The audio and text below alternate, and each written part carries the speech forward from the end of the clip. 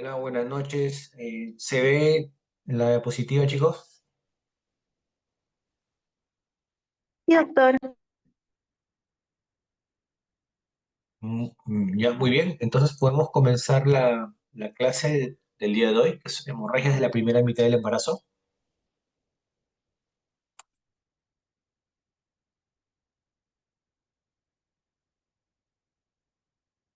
Sí. ¿Comenzamos, Gabriela? ¿Sí? Sí, Ya, doctor. muy, bueno. Muy bien, chicos. Vamos a iniciar este tema bastante conocido, un tema muy preguntado, muy mencionado en obstetricia, ¿no? Bueno, para los que me conocen, los que no me conocen, perdón, soy el doctor Rafael Bendezú Gallardo, ginecólogo obstetra y ginecólogo oncólogo del Hospital Hipólito Unanue.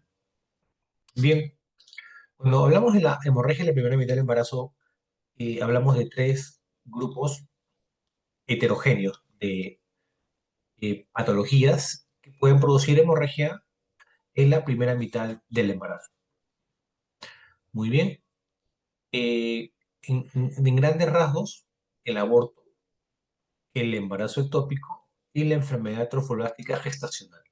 Cada una con características, síntomas distintos, algunos, con algunos marcadores serológicos, imagenológicos diferentes también, y obviamente con un tratamiento eh, que varía dependiendo de qué entidad se trate. Muy bien, entonces aquí están los tres grandes grupos, ¿no? En primer lugar, la causa más frecuente es el aborto, luego viene el embarazo ectópico y luego viene la enfermedad trofolástica gestacional, donde aquí incluye la mola y atiforme, ¿no? Completa, parcial y las neoplasias trofolásticas gestacionales. Bien, ¿cómo definimos el aborto? El aborto es la pérdida de la gestación, la cual se produce antes de las 22 semanas, ¿cierto? Muy bien. Entonces, esta es una definición actualizada, ¿no? Antes se consideraba antes de las 20 semanas, actualmente es antes de las 22 semanas.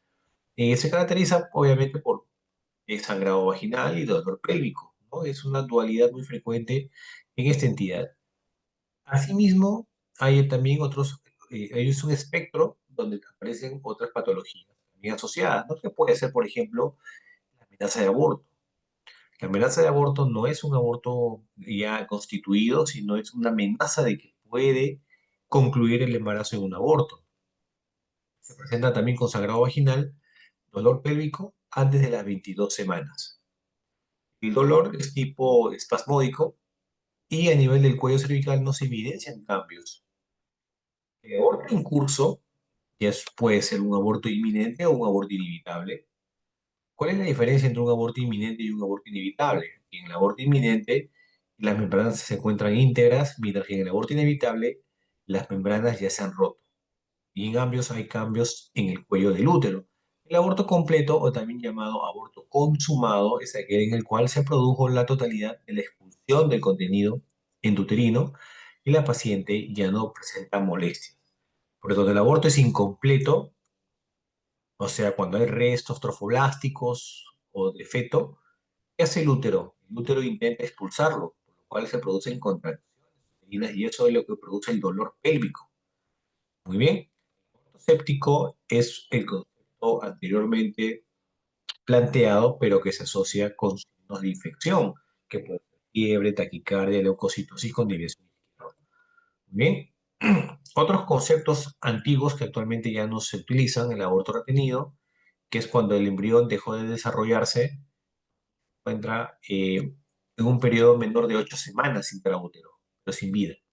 El aborto frustrado se definía como lo mismo que en el anterior, pero con un periodo mayor a 8 semanas, con el cual ya se evidenciaban trastornos del perfil de coagulación. Entonces, eso básicamente son todos los conceptos que podemos encontrar en lo que es aborto. Unas características con las cuales puedo diferenciar uno del otro, por ejemplo, en lo que son cambios cervicales, ¿no? En la amenaza de aborto, el cuello está cerrado, mientras que en el aborto inminente, el cuello puede estar permeable, igual que en el aborto incompleto, cual el cuello todavía está abierto. El aborto, perdón, el aborto incompleto. El aborto completo, el cuello ya está totalmente cerrado y la paciente ya no presenta síntomas. A nivel de sangrado, que puede haber alguna diferencia muy, no muy marcada entre estas entidades. Al final, el sangrado es sangrado, pero puede haber, en la amenaza de aborto, puede ser un sangrado más escaso y con una tendencia a ser más oscuro, mientras que un aborto inminente suele ser un sangrado más rojizo, más abundante. Ecográficamente también tenemos algunas características que lo van a diferenciar. Básicamente se va a basar en la heterogeneidad que se puede observar en la ecogenicidad dentro de los contenidos endouterinos, ¿no? Ecográficamente, una amenaza de aborto, obviamente aquí se va a ver esa gestacional, se puede ver inclusive el embrión, ¿no? Se puede ver un hematoma retrocorial, hemorragia decidual, ¿no? Eso se puede ver en la ecografía. En un aborto inminente ya se evidencia el producto en el canal. Y en un aborto incompleto se pueden ver imágenes que nos pueden hacer sospechar de que son restos trofoblásticos, ¿no? Que aún están por ser expulsados. Bien, en cuanto al manejo, la causa de todos estos puede ser en su mayoría de veces infecciones. ¿Qué tipo de infecciones? A ver, vamos a ver. ¿Qué tipo de infecciones me pueden producir una amenaza de aborto? A ver qué dice Alejandra Michelle Alonso.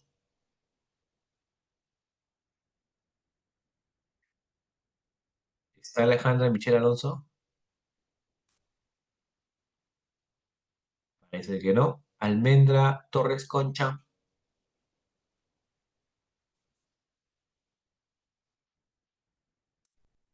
poco. Mm. Claudia Alessandra,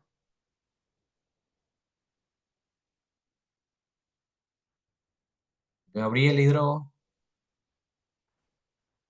Sí, doctor. tú eres la única que está conectada, creo. ¿Me escuchas? Sí, sí lo escucho. ¿Escuchaste la pregunta que hice? Sí, ¿qué infección podría causar una amenaza, un aborto? Ajá, ¿Podría ser una ITU, doctor? sí, claro que sí, un hito puede ser muy bien. Otra infección,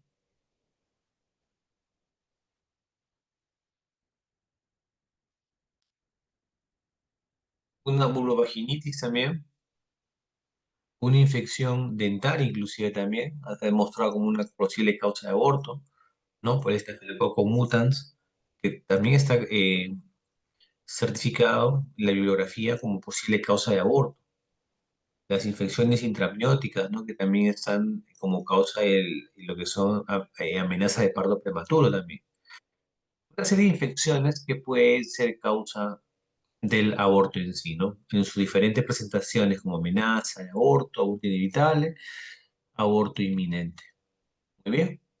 En cuanto al tratamiento, sí va a haber diferencia. Por ejemplo, una amenaza de aborto se va a intentar que el aborto no se consume. Para eso, una de las primeras estrategias que está catalogado como de primera instancia es que la paciente esté en reposo absoluto. La paciente debe estar en reposo, no actividad sexual, ¿no? Y obviamente tratar el proceso infeccioso que lo está ocasionando.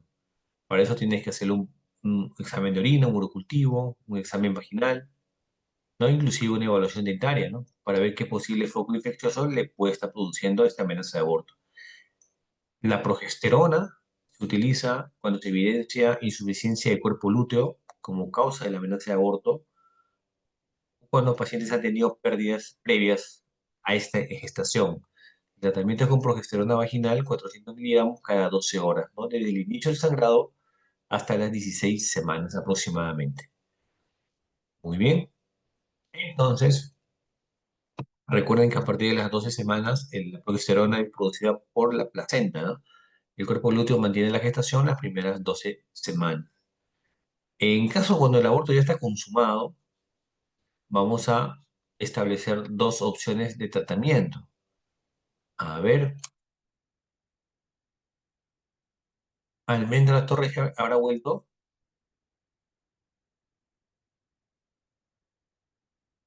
Brenda Xiomara Torres. Sí, doctor, buenas noches. Hola. Eh, sí, lo que pregunté, ¿qué opciones de tratamiento has leído en el aborto, ¿no? Cuando ya el aborto está incompleto.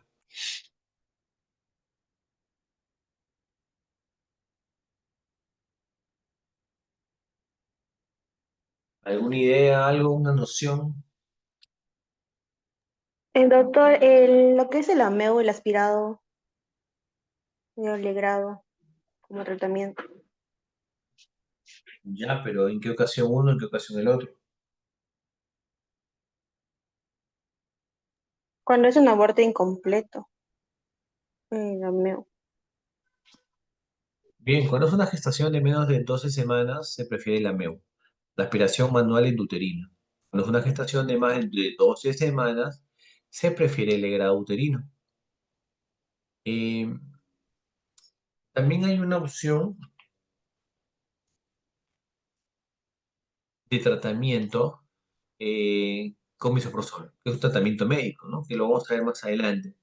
Entonces, dentro de los factores de riesgo, como les mencionaba, puede ser problemas, malformaciones anatómicas uterinas, como tabiques uterinos, no úteros didelfos, infecciones, las ya antes mencionadas, enfermedades crónicas, la diabetes, por ejemplo, VIH, también no controlado, puede ser una causa de aborto. Trastornos inmunológicos, desnutrición severa, toxicomanías, alcoholismo, por ejemplo, puede también producir algún tipo de amenaza de aborto. De incompetencia cervical, usual en pacientes que han sido conizadas previamente, o traumatismos como golpes directos a la pelvis. Pero recuerden que la causa más frecuente de aborto son las cromosomopatías, ¿no? Las trisomías, con mayor frecuencia, sobre todo, se presentan antes de las 8 semanas, ¿sí? Y eso abarca el 70% de las causas de aborto son cromosomopatías.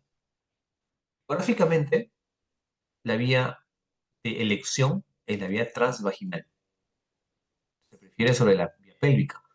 Y acá se va a evidenciar una serie de hallazgos, ¿no? Como por ejemplo acá, en esta imagen que vemos acá, se evidencia un saco gestacional, ¿no? Un círculo ovoideo de contenido oscuro, lo cual denominamos anecoico, y dentro de ello vemos acá una imagen, que es el embrión, dentro del saco gestacional. Bien. Acá en la figura de abajo vemos el saco vitelino, el embrión, y lo oscuro acá es líquido amniótico dentro del saco gestacional. Entonces, ¿qué criterios ecográficos ya tenemos para poder diagnosticar un aborto retenido, ¿no? Aparte de la clínica, que es el sangrado y el dolor pélvico travaginal, podemos ver si el embrión tiene una longitud coronal mayor o igual a 7 milímetros y no se evidencia actividad cardíaca, ya lo podemos catalogar, ¿no? Como un aborto, ¿no? Acá sería una gestación, ¿no? No evolutiva, ¿no? Una gestación que no progresó. Otro es ausencia de embrión con actividad cardíaca mayor o igual a 2 semanas después de haberle hecho una ecografía en el cual se vio el saco gestacional sin vesícula uterina. Otro es que haya un diámetro gestacional mayor a 25 milímetros y no se evidencia embrión. Con un saco de más de 25 milímetros ya tendría que verse embrión. Si no se ve, hablamos de una gestación anembrionada. Y todos ellos son abortos, ¿no? Entonces, acá la paciente tiene que ser sometida a una limpieza. Recuerden que el saco gestacional ya se debe ver a partir de la cuarta semana, el saco vitelino a partir de la quinta semana y el embrión a partir de la sexta y séptima semana ya tiene que evidenciarse. Muy bien. Algunos exámenes que son importantes solicitar, el hemograma. Toda paciente que viene con sangrado tenemos que ver su hemoglobina, también los leucocitos para descartar un aborto séptico, grupos sanguíneos por si requiere transfusión, de orina para evidenciar alguna infección que haya sido como causa del aborto, y lo que siempre se pide, ¿no? Los serológicos, VIH, VDRL, em, y la prueba de confirmación de embarazo. Porque la clínica y la ecografía no son confirmatorios, ¿no? La prueba de embarazo nos va a ayudar a evidenciar si se trata de una gestación. Y las imágenes también son muy importantes, como les mencionó la ecografía intravaginal. Como les decía, aparte del tratamiento de AMEU y Legrado, podemos plantear un tratamiento con misoprostol. En términos generales, antes de las 12 semanas, 4 tabletas de misoprostol de 800 microgramos, dosis única vía vaginal. Se puede repetir cada 8 horas si con la primera tanda no se produjo la expulsión total del contenido, ¿no?, endouterino, o sea, del aborto. Recuerden que el misoprostol puede producir, ¿no?, dolor pélvico, puede producir también hipertermia maligna, escalofríos, pero es una opción a la MEU o el tratamiento del grado. Es una opción bastante aceptada, el misoprostol.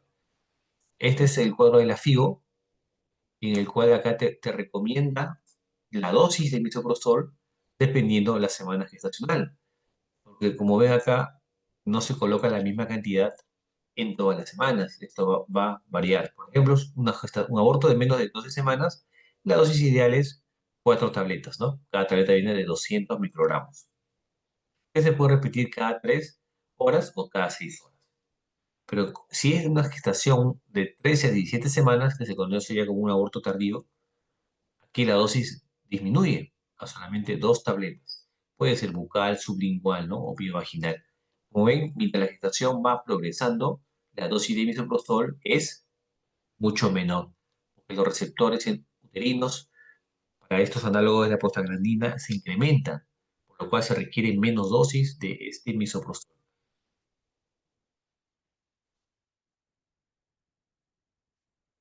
Muy bien.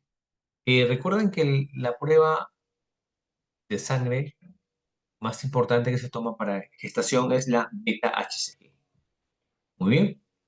Entonces, con un valor, la Sociedad Americana de Ginecobstetricia plantea 2000, ya que la Sociedad Americana de Reproducción plantea 2400. Con un valor mayor a estos, por encima de estos valores, la ausencia de saco gestacional visible configura un aborto de localización no determinada.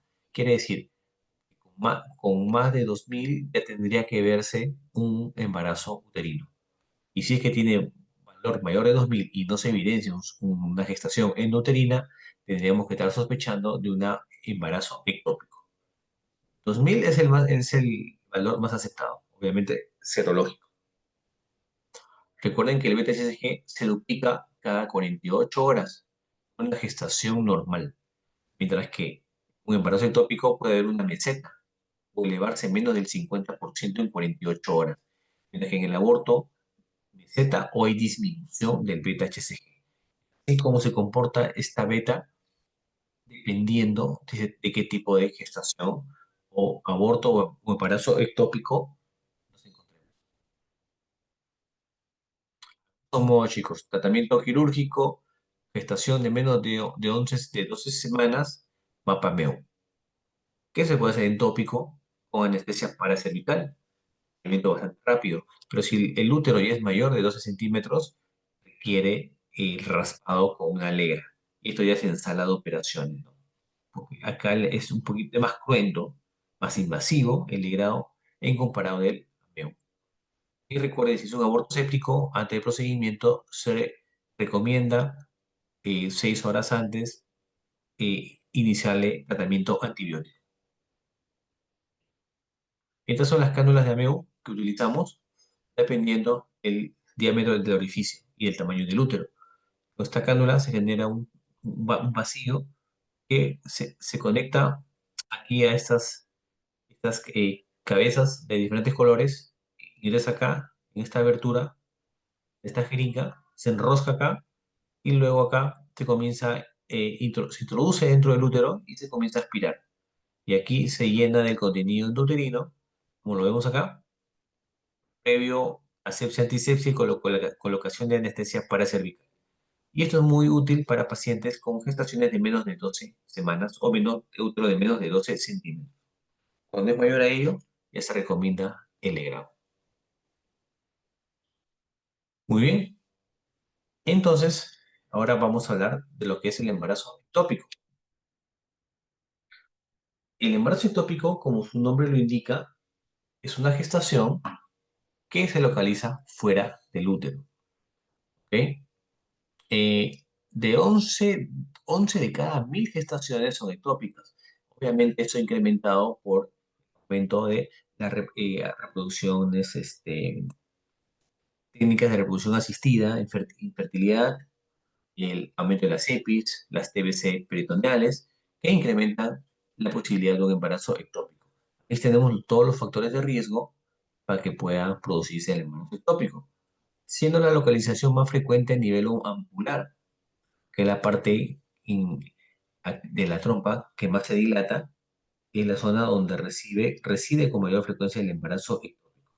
En segundo lugar, a nivel del istmo, que es la zona más estrecha y en la cual se rompe más rápidamente el producto, ya que esta zona no se dilata mucho ante el crecimiento del saco. El intersticial, que está en la unión de la trompa con el cuerpo del útero, que es donde pasa la mayor cantidad de vasos sanguíneos de mayor calibre, por lo cual si acá se anida el ectópico, la ruptura puede producir un sangrado considerable. También puede ser ovárico, ¿no? Menos del 1% de los ectópicos son ováricos. También puede haber gestación en la cesárea previa o ectópico cervical. Todos estos son factores de riesgo ampliamente conocidos, ¿no? Por ejemplo, el haber tenido gestación ectópica anteriormente es un factor de riesgo importante. Y si ha tenido más de 2 gestaciones ectópicas, miren cómo aumenta el otro radio hasta 76.6. Entonces, es muy importante conocer los antecedentes de la paciente, ¿no? Cirugías previas, tratamiento de fertilidad, EPIs, colocaciones de DIU, el fumar, la edad materna avanzada, cualquier cirugía a nivel abdominopélvico, pacientes con abortos previos, historia de más igual a 3 abortos espontáneos. Todos estos son factores de riesgo ampliamente conocidos que predisponen al embarazo ectópico. ¿Y qué síntomas me va a dar un embarazo ectópico? En general, son síntomas inespecíficos, pero obviamente va a haber amenorrea. Como toda gestación va a cursar con una amenorrea, ¿cierto? La menstruación no le viene a la paciente. Aparte de ello, se asocia sangrado vaginal. Es un sangrado un poco distinto al del aborto.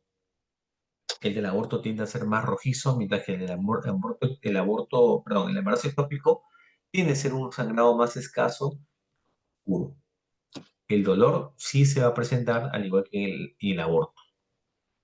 Y la ecografía transvaginal va a ser el gold estándar para el diagnóstico del embarazo ectópico, con una sensibilidad que llega al 99% y una especificidad del 94 al 99% en la mayoría de los estudios.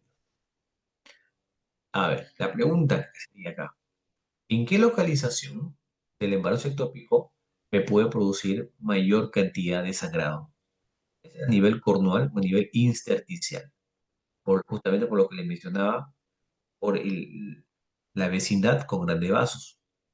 Los criterios de Spielberg son para embarazo ovárico. Estos de acá. Cuando la trompa del lado afectado no se evidencia su saco gestacional y el saco se anida en el ovario, ecográficamente evidenciado. Los criterios de Palman y McElligin es para embarazo ectópico. ¿Ya? Va a haber hemorragia uterina, el cervix se va a encontrar blando y grande, con tamaño igual o mayor al fondo uterino. Este se conoce como signo del útero en reloj de arena. ¿Sí? Este signo es conocido en los embarazos ectópicos cervicales con los criterios de Palman y McElligin. Producto de la concepción totalmente delimitado dentro y firmemente en el endocervix. El orificio cervical interno cerrado y el orificio cervical externo parcialmente. El único embarazo a nivel puede llegar a término es el embarazo ectópico peritoneal o también llamado embarazo ectópico abdominal. Al no haber una resistencia al crecimiento, estos embarazos pueden llegar inclusive al término. ¿Bien? Es el único embarazo ectópico que puede llegar a la finalización. Bien, ecográficamente, igual como el aborto, también tenemos algunos signos que nos van a ayudar a ver constatar ecográficamente un embarazo fuera del útero, ¿sí? Como dijimos, lo más frecuente es que se localice en la trompa. El 80% se localiza en la trompa. Y tenemos aquí signos, ¿no? Signos ecográficos. El hallazgo más común es la imagen heterogénea que se moviliza separadamente del ovario. Generalmente es esférica o elongada. Elongada si se ve sangre dentro de la trompa y se denomina blob sign, ¿no? No de la gota. Como vemos acá en la imagen, blob sign. Ven esta imagen con un Doppler vascularidad periférica. O tenemos también el Bagel sign, que también es el signo del pan, de la dona, ¿no? Nos evidencia una gestación eh, ampular a nivel de la trompa. El Doppler color no contribuye de forma eficaz al diagnóstico de la gestación ectópica. El Doppler color solo te evidencia el grado de vascularidad de la imagen que nos puede hacer presumir que se trata de un embarazo ectópico. Pero al igual que el embarazo, el aborto, la ecografía vaginal es el examen gol estándar para diagnóstico de embarazo ectópico. Muy bien. Entonces ya tenemos la clínica, que es el sangrado, el dolor pélvico, el dolor anexial.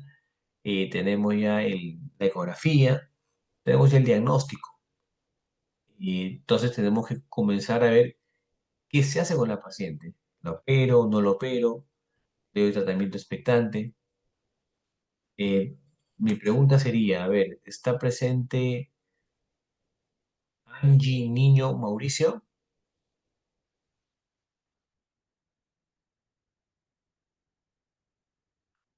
Carmen Najarro Gamboa,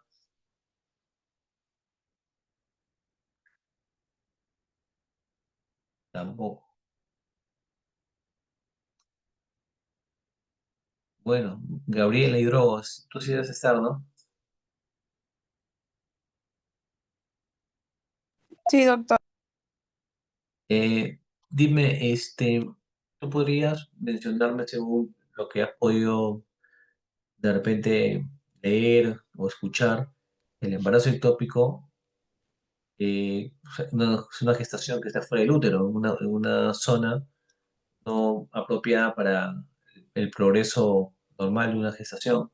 Entonces, partiendo de ello, ¿qué tratamiento se le puede plantear al paciente? ¿Siempre es quirúrgico o hay algún otro tipo de tratamiento que se le puede ofrecer a la paciente?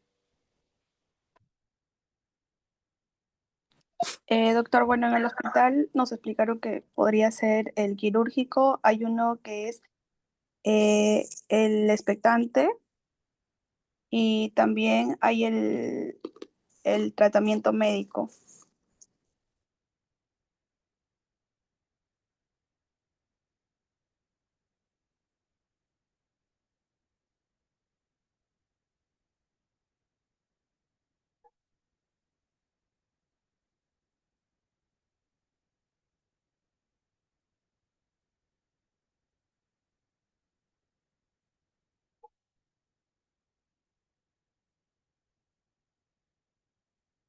Doctor, está hablando porque no se le escucha.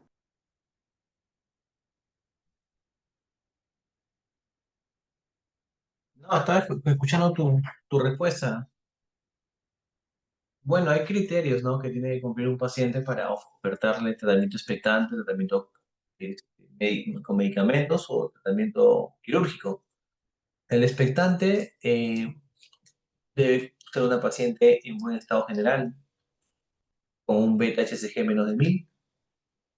No debe haber sangre en cavidad, líquido libre en cavidad, la ecografía vaginal, ¿no? Entonces, estas pacientes pueden ser candidatas a un tratamiento expectante. Todo psicográficamente no se evidencia mayor cosa a nivel de la trompa. Pues estas pacientes pueden evolucionar en un aborto a nivel de la fimbria, de los restos que puede tener ahí, y luego se reabsorbe a nivel peritoneal. Ese es el manejo expectante. Pero casi la mayoría de pacientes no cumplen ese criterio y llegan ya con tratamiento quirúrgico. Pero también tenemos el tratamiento sistémico, que es con el metotrexate. Paciente igual hemodinámicamente estable, puede tener un pequeño dolor, pero no tiene que ser un dolor peritoneal. La paciente tiene que ser susceptible al seguimiento hasta que se resuelve el proceso. Debe tener funciones hepáticas y renales normales, porque puede recibir ese medicamento. La actividad cardíaca del feto tiene que ser ausente. Se ve que el feto tiene actividad cardíaca, no se puede ofrecer ese tratamiento. El diámetro del saco gestacional menor a 4 centímetros y el PTHCG menor a 5000. Hay estudios que evidencian mientras mayor es el valor del PTHCG, la posibilidad de que responda al metotrexate es mucho menor. Pero de estos criterios, el que se ha evidenciado que es más fuerte predictor de respuesta o no al metotrexate es la presencia o ausencia de latidos cardíacos fetales. Aquí en esta imagen vemos, ¿no? Útero, este es el ligamento uterovárico, la trompa, y acá se evidencia un embarazo ectópico. El tratamiento puede ser desde una salpingectomía, ¿no? Hasta una salpingostomía. ¿Alguien sabe cuál es la diferencia?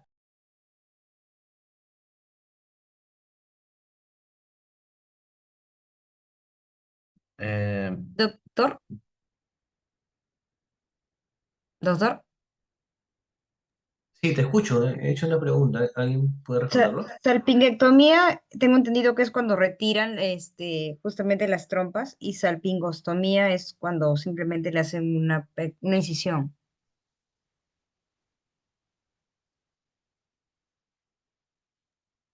Sí, claro. Salpingectomía se saca toda la trompa. El paciente ya de este lado ya no puede salir embarazada. La trompa ya está inútil. Mientras que la salpingostomía se hace un corte longitudinal en la trompa, se saca el contenido, ¿no? de la trompa y se sutura. Obviamente, luego tiene que hacerse un examen inyectando un contraste en el cuello y ver la permeabilidad de la trompa. Mientras que la salpingectomía, como vemos acá, se quema a nivel distal y a nivel proximal y se saca todo este pedazo de trompa. ¿Sí? No hay manera ya de poder conservar esta trompa. Lo ideal es una salpingostomía, pero cuando ya está muy estallado, está reventado la trompa, solo queda poder hacerle la salpingostomía y lo ideal es por vía laparoscópica. Todo tratamiento para el manejo del embarazo ectópico, lo ideal es la vía laparoscópica. ¿Saben cuál es la diferencia, chicos, entre la laparoscopía y la laparotomía?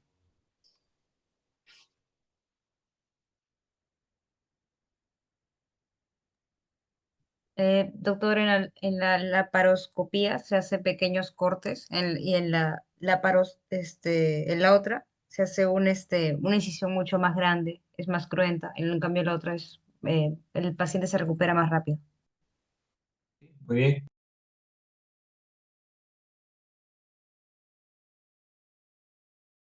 está bien la respuesta. Eh, También el tratamiento con metotrexate, si es que la paciente cumple los criterios para tratamiento médico, lo hacemos con esta dosis, ¿no? Por miligramo kilo vía intramuscular, los días intercalados 1, 3, 5 y 7, ¿no? Se le añade también la leucovorina de 0,1 miligramos por kilogramo intramuscular y se hace la medición de beta cada 48 horas. Un valor que nos va a evidenciar que está respondiendo bien a este tratamiento es si hay un descenso mayor al 15%. Hay un esquema también de monodosis, no requieres colocar intramuscular intercalado, simplemente le colocas 50 miligramos por metro cuadrado de superficie corporal intramuscular en el día 1 y luego haces el dosaje de beta el día 4 y el día 7. Lo ideal también es evidenciar un descenso de más del 15%. Si no se evidencia ello, se tiene que replantear el manejo y ver la posibilidad de un tratamiento quirúrgico. Muy bien, ahora vamos a hablar de la enfermedad trofoblástica gestacional. Son dos grandes grupos a conocer acá. Entiéndase como enfermedad trofoblástica gestacional el crecimiento anormal del trofoblasto y citotrofoblasto. Tenemos la mole hidatiforme y la neoplasia trofoblástica gestacional. La mole hidatiforme se divide en completa y parcial, mientras que la neoplasia trofoblástica tenemos la mole invasiva, el coriocarcinoma, tumor derecho placentario y tumor trofoblástico epitelioide. La diferencia básicamente es que la neoplasia trofoblástica tiene capacidad de invasión, capacidad de metástasis, mientras que la otra, el 50% aproximadamente de las neoplasias trofoblásticas surgen de un embarazo molar previo, ¿ok? Y el 25% la pérdida de un embarazo, o sea, de un aborto, y el otro 25% de un embarazo a término. O sea, una neoplasia trofoblástica puede tener como antecedente un embarazo a término, sin ningún tipo de alteración. Nuevamente, el 15% de los pacientes, después de una mole hidatiforme completa, desarrollarán una invasión local, conocida como mole invasiva. El 5% pueden llegar a ser una metástasis. Entonces, se tiene que primero hacer un buen planteamiento diagnóstico de la enfermedad trofoblástica. Ver si estamos ante una neoplasia trofoblástica o una mole hidatiforme. Para eso se le pide una serie de exámenes y el control tiene que ser bastante cuidadoso. ¿Qué factores de riesgo tenemos para esta enfermedad? Estañosa, más de 40 años. O también puede ser una mujer joven de menos de 20 años, o sea, edades extremas de estado socioeconómico bajo, factores genéticos, ascendencia asiática y lo más importante, mola previa a esta gestación, como factor de riesgo más importante hasta en el 50% de los escenarios. Hablando básicamente de la mole hidatiforme, tenemos la mola hidatiforme completa y la parcial. Características diferenciales. La mole hidatiforme completa es 46XX, ¿no? Hay ausencia de feto, ausencia de trofoblasto, es todo un mola, una hiperplasia hidrópica, degeneración hidrópica trofoblástica, que se evidencia como racimo de uva o copos de nieve. Entonces, esto es básicamente lo que se ve en una mola hidatiforme completa. Los valores de HCG suelen ser altos, mayor de 100.000. Se acompaña de complicaciones médicas como preeclampsias, como hiperemesis gravídica, como hipertiroidismo o crisis tirotóxica. Bien.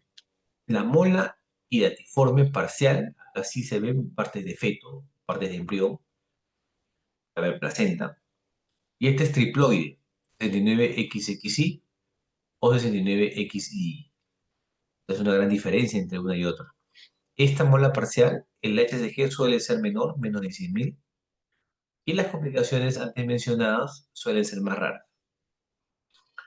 La mola invasora, en la cual ya hay un compromiso, una invasión del miometrio, se va a cursar con dolor, sangrado, y después de un legrado se va a evidenciar que persiste el sangrado y persiste la imagen en copos de nieve o de panal de abejas dentro del útero. Estas tienen capacidad de hacer metástasis. Y si hacen metástasis, los lugares más frecuentes que hacen es pulmón y vagina. En primer lugar pulmón, segundo lugar vagina. El coriocarcinoma, que es ya la entidad más agresiva de esta neoplasia trofoblástica, es una hiperplasia trofoblástica normal y anaplásica. No hay vellosidades, acá no hay copos de nieve, no hay racimo de uvas. Todo es tejido anaplásico, con ausencia de vellosidades y abundante necrosis. Acá hay metástasis a distancia en muchos escenarios. A pulmón en primer lugar, luego a cerebro, hígado. Es la parte más maligna del espectro de la neoplasia trofoblástica gestacional. Los tumores trofoblásticos del sitio placentario, a diferencia del resto, no se suele elevar el HCG, no se eleva el lactógeno placentario. y al ser quimioresistentes, a diferencia del coriocarcinoma o la mola invasiva, que son sensibles a la quimioterapia, al ser este tumor quimioresistente, suele plantearse la esterectomía como un tratamiento definitivo en el escenario del tumor plástico del sitio placentario. Y algunas diferencias que ya les mencioné en la muela parcial y la muela completa. El óvulo vacío, ¿no? Es fecundado por un esperma, el cual se duplica, o por eso es 46XX en mayor frecuencia. Mientras que la muela parcial es un óvulo con dos espermas, por eso es triploide, es un bebé XXX mayor. Bien. ¿Quién de los dos te da quistes tecaloidínicos con mayor frecuencia? La muela completa. ¿Cuál de estos dos te da HCG mayor a 100.000? La muela completa. ¿Quién de estos dos te da complicaciones médicas como la preeclampsia antes de las 20 semanas? La muela completa. Y la muela completa también es el factor de riesgo más importante para que en el futuro la paciente pueda desarrollar una neoplasia trofoblástica gestacional. ¿Ok? Entonces, saber distinguir una mole latiforme de una neoplasia trofoblástica, ¿ok? Con capacidad de metástasis. El tamaño uterino antes de la evacuación es mayor para la edad que le corresponde. Es un factor de riesgo para que esta paciente haga neoplasia, o que haya tenido un valor de BTSG mayor a 100.000, o presencia de quistes tecaluteínicos bilaterales. Todos estos son factores de riesgo para que la paciente pueda desarrollar una neoplasia trofoblástica gestacional. Las manifestaciones clínicas, básicamente acá es sangrado. Sangrado. ¿Ok? En la hemorragia completa, el sangrado suele ser bastante profuso. El tamaño uterino es mayor a lo esperado para la edad gestacional.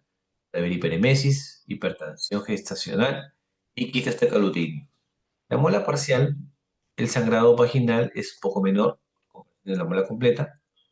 Y el mayor 90% tienen síntomas de aborto incompleto. Y recuerden que acá puede haber presencia de partes fetales, partes de placenta. ¿Muy bien? La neoplasia trofoblástica sí tiene una presentación un poquito más heterogénea. Muy bien, dependiendo si se trata de una bola invasiva, de un coriocarcinoma o de un tumor de lecho. El diagnóstico, ecográficamente, se evidencia esto dentro del útero. Es como copos de nieve, que no es más que la degeneración hidrópica. Las velocidades coriales y también a nivel de ovario se puede ver los quistes tecaluteínicos. El beta-HCG va a estar elevado.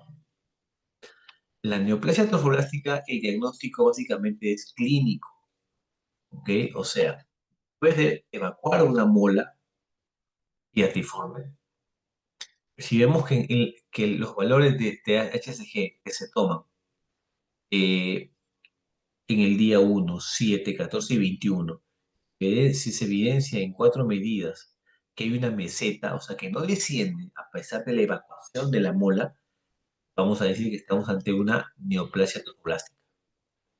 O sea, hay una elevación de más del 10% del HCG en vez de haber un descenso en 3 determinaciones semanales, también decimos que estamos ante una neoplasia trofoblástica. O si en la muestra que hemos sacado de la MEO o del ligrado nos informan que es un coriocarcinoma o un tumor del lecho placentario, tenemos ya un diagnóstico confirmatorio de una neoplasia trofoblástica gestacional. En su mayoría de veces el diagnóstico lo hacemos en seguimiento de las mediciones del beta-HCG en los días 1, 7, 14 y 21. La neoplasia trofoblástica gestacional también tiene estadios. Estadio 1, confinada al útero. Estadio 2, cuando la neoplasia va a otras estructuras como los anexos y la vagina. 3, cuando va a los pulmones. 4, cuando va a otros sitios distintos a los pulmones. Este es el estadio anatómico. Luego tenemos el factor sistema de puntuación pronóstico modificado de la OMS adaptado por la FIGO. Este esquema que ustedes ven acá nos sirve para nosotros saber si esta enfermedad trofoblástica gestacional va a requerir un medicamento o poliquimioterapia. Nos evalúa la capacidad de resistencia y recidiva de esta neoplasia trofoblástica gestacional, y en base a ello se le plantea si se le da un solo medicamento, como metrotexate o indomicina D, o se le tiene que dar polifármacos. Acá toman en cuenta los años, como se dan cuenta, si tiene menos de 40 años, son 0 puntos, ¿no? Antecedentes de embarazo que si ha sido un aborto, el que antecede a la neoplasia trofoblástica, le dan un puntaje de 1. Si es un embarazo a término, puntaje de 2. El intervalo es muy importante. Si es esta gestación molar tiene un intervalo a la gestación anterior mayor a 12 meses, le dan 4 puntos. O sea, peor pronóstico, ¿no? Mayor riesgo de recurrencia. Igual los valores de HCG, miren, si es mayor a 10 a la quinta, nos da mayor a 100.000. Mayor a 100.000, miren da 4 puntos también. O sea, mientras la puntuación es mayor acá, el riesgo de que esta enfermedad sea resistente o de que recurra, por lo tanto se le tiene que dar poliquimioterapia. La puntuación sale mayor a 7, hay que darle varios fármacos. Vemos acá, una metástasis a pulmón te da 0 puntos, mientras que una metástasis a cerebro o hígado te da 4 puntos. Entonces, esta clasificación me sirve básicamente para decir, si es puntuación menos de 6, bajo riesgo, responde bien a la monoterapia. Pero si es mayor o igual a 7, alto riesgo, tengo que darle poliquimioterapia. Y si es mayor o igual a 12 puntos, tiene un riesgo ultra, super, mega alto. Y se asocia con antecedentes de embarazo no molar. Entonces aquí tiene una posibilidad de resistencia inclusive a la polifarmacia mucho mayor. Y la supervivencia general aquí va a ser mucho menor, ¿no? En los 5 años del suelo es 68%. Bien, entonces esa puntuación de la FIGO me sirve para eso, para ver qué tan agresivo es esta enfermedad. Tratamiento, igual que el aborto, la evacuación por succión del útero, ¿no? Tanto diagnóstica como terapéutica, ¿no? Porque con esto le evacúo toda la enfermedad molar y el tejido lo mando para estudio, para confirmar si se trata de una neoplasia o de un embarazo molar. Bien, entonces no olvidarse que estos entidades responden muy bien a la poliquimioterapia o a la monoterapia, dependiendo de la puntuación que me salga en mi cuadrito de la FIGO. Y una vez evacuado el producto de ese embarazo molar, se tiene que dar ACOS a la paciente por un año, anticonceptivos orales combinados por un año, para evitar que se embarace y poder hacer un control más preciso de la beta-HCG, porque si se embaraza ya no voy a poder controlar el beta-HCG o saber si esta hormona se eleva por la gestación actual o por una recurrencia del embarazo molar. Primero se mide el HCG sérico a las 48 horas después del grado. Luego lo mido el día 1, 7, 14 y 21. 3 valores normales negativos, menos de 5, ya puedo pasar a un control a 3 meses. La quimioterapia no está indicada siempre que los niveles están en regresión. Si los niveles están en subida o en meseta, debo plantearme la posibilidad de una neoplasia trofoblástica y plantear tratamiento con quimioterapia. Ahora, si la paciente es mayor de 40 años con deseos genéticos cumplidos, se le puede plantear a estas pacientes la histerectomía.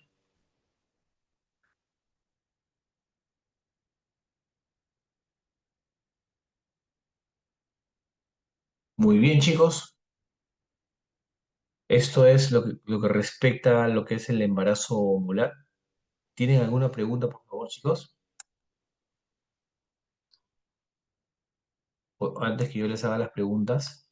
Sí, doctor, yo tengo una consulta. A ver.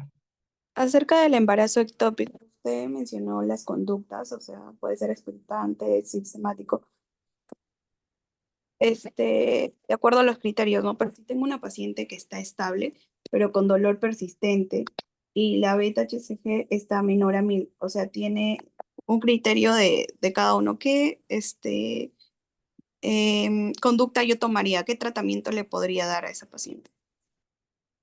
Una paciente con beta menor de 1000, pero con un dolor persistente. ¿Sí? Exacto. Ya. Ahí habría que un poco concentrarnos en el dolor. Es un dolor quirúrgico, es un abdomen peritoneal, es un dolor leve a moderado, y ver también la ecografía, ¿no? La ausencia de líquido libre. Si el dolor es básicamente por una inflamación del anexo, la presentación de un embarazo ectópico, pero que cumple criterios para tratamiento conservador, se le podría plantear el metotrexate, ¿no? 50 miligramos por metro cuadrado. Pero si el dolor de repente es un dolor peritoneal, o en la ecografía se evidencia el líquido libre, o es un dolor moderado a severo, quizás podría plantearme la posibilidad de una laparoscopía, ¿no? Un poco viene la evaluación del clínico, ¿no? Poder valorar y poder definir el tipo de dolor, porque si tú ves dentro de los criterios de tratamiento con metotrexate, te plantea que puede haber dolor también. Pero tiene que ser un dolor leve, no un dolor quirúrgico, ¿no? Entonces ahí ya la evaluación clínica va a ser muy importante para poder definir qué tanto la paciente va a poder tolerar el dolor y seguir un tratamiento médico, ¿no? Gracias, doctor. ¿Otra pregunta, chicos?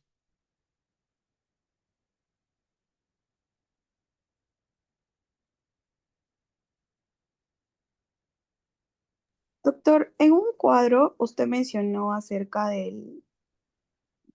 o sea, de los tipos de aborto, ¿no? Pero en su primer cuadro, por ejemplo, no estaba lo que era el aborto diferido, pero sí está en el otro. ¿Qué es un aborto diferido o es que también se le conoce como el aborto en curso, creo? No sé, tengo esa duda. Sí, hay algunos términos que se usaban anteriormente, ¿no? El aborto retenido, aborto diferido, y a veces eso causaba cierta confusión, ¿no? El aborto diferido también lo conocían como aborto retenido, ¿no? Y que era cuando el embrión, pues, dejaba de evolucionar, ¿no? De tener un desarrollo intraútero, pero que no se había producido una expulsión, ¿no? Y decían que cuando era más de 8 semanas, había mayor riesgo de complicaciones tromboembólicas por alteraciones del perfil de coagulación. Viene un tema, el otro concepto, ¿no? En el cual lo definía como que el frustro era cuando eras más de 8 semanas y retenido menos de 8 semanas. Eh, Ahora, estos términos, si bien es cierto, yo los he colocado acá, pero ya no son términos muy utilizados, ¿no? Inclusive en preguntas de NAM, residente médico, ya no suelen preguntar eso, ¿no? Más tiene ahorita importancia de la presentación como casos clínicos, ¿no? Los síntomas que tiene la paciente, qué hice la ecografía, y en base a ello se llega a un diagnóstico. Y lo que actualmente más se maneja son los conceptos de aborto inminente, aborto inevitable, aborto séptico, amenaza de aborto completo e incompleto, ¿no? Estos como que ya en el tiempo han quedado ya obsoletos, ¿no? De todas maneras, se los traigo ahí para un conocimiento, ¿no? Pero básicamente esa es la diferencia, ¿no? Como se dan cuenta técnicamente y en la práctica no es muy útil utilizar estos términos. Lo que sí, eh, que cuando un feto, un producto, inclusive un feto muerto, un óvito, está más de 8 semanas dentro del útero, ya hay trastorno de coagulación, ¿no? Eso es básicamente lo que les estaba mencionando, ¿no? Gracias, doctor. Otra pregunta, chicos.